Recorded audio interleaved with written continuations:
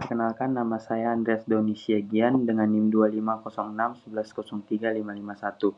Saya akan menjelaskan tentang tugas presentasi Sosiologi Pertanian dan Pedesaan. Baiklah, saya akan menjelaskan tentang rumusan masalah. Rumusan masalah yang pertama adalah bagaimana konsep struktur sosial dalam masyarakat pedesaan. Yang kedua, apa saja bentuk-bentuk stratifikasi sosial yang terdapat dalam masyarakat pedesaan. Yang ketiga, bagaimana kepemilikan lahan, status ekonomi, kekuasaan, dan peran sosial mengaruhi pelapisan sosial di pedesaan. Yang keempat, bagaimana pembagian lapisan sosial petani di dalam pedesaan. Yang kelima, bagaimana hubungan antara struktur sosial, akses terhadap sumber daya, dan ketimpangan sosial. Dan yang keenam, bagaimana dampak stratifikasi sosial terhadap relasi kerja, konflik sosial, dan tingkat kesejahteraan masyarakat desa. Yang pertama, konsep struktur sosial dalam masyarakat pedesaan. Struktur sosial adalah pola hubungan yang teratur dan relatif tetap antara individu maupun kelompok dalam masyarakat. Dalam masyarakat pedesaan, struktur sosial biasanya berbasis kekerabatan dan komunitas lokal, memiliki hubungan sosial yang erat, dipengaruhi oleh kepemilikan sumber daya, terutama lahan pertanian. Yang keempat, diwarnai nilai tradisional, adat, dan norma gotong royong. Struktur ini menentukan posisi sosial, hak, dan kewajiban, serta akses terhadap sumber daya. Yang kedua, bentuk-bentuk stratifikasi sosial di pedesaan. Stratifikasi sosial adalah pelapisan masyarakat berdasarkan perbedaan status dan akses terhadap sumber daya.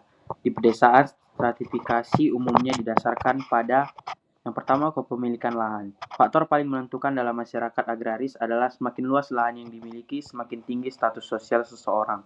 Yang kedua, status ekonomi. Diukur dari pendapatan, hasil panen, kepemilikan ternak atau usaha. Dan yang ketiga, kekuasaan. Terkait dengan jabatan formal, kepala desa, atau perangkat desa, atau pengaruh informal.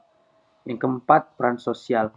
Individu memiliki peran penting dalam kegiatan sosial, mendapat pengakuan sosial yang lebih tinggi.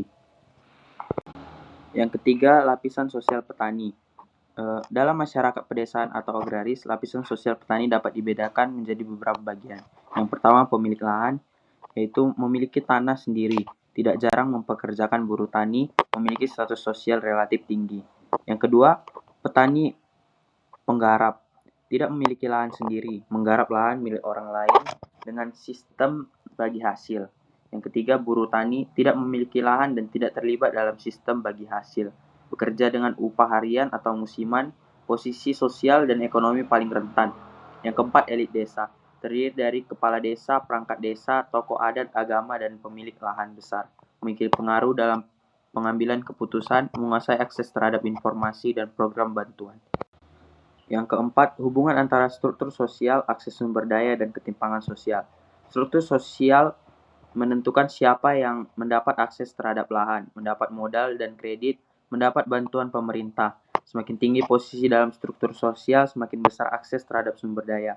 Hal ini dapat menimbulkan ketimpangan distribusi pendapatan, ketergantungan buruh tani terhadap pemilik lahan, kesenjangan kesejahteraan antar lapisan sosial dengan kota lain.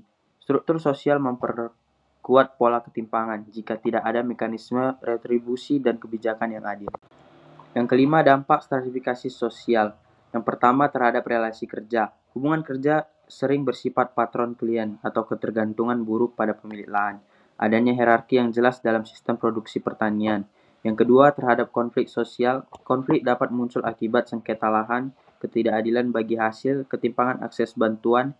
Namun di beberapa desa nilai gotong royong mampu meredam konflik. Yang ketiga, terhadap kesejahteraan. Lapisan atas cenderung memiliki stabilisasi ekonomi. Lapisan bawah rentan terhadap kemiskinan musiman. Mobilitas sosial relatif terbatas, terutama jika akses pendidikan rendah. Kesimpulannya, struktur sosial masyarakat pedesaan sangat dipengaruhi oleh kepemilikan lahan. Status ekonomi menciptakan pelapisan yang berdampak pada distribusi sumber daya, hubungan kerja, potensi konflik, dan tingkat kesejahteraan masyarakat. Ketimpangan akan semakin kuat jika akses terhadap sumber daya tidak merata. Sekian dari saya, terima kasih.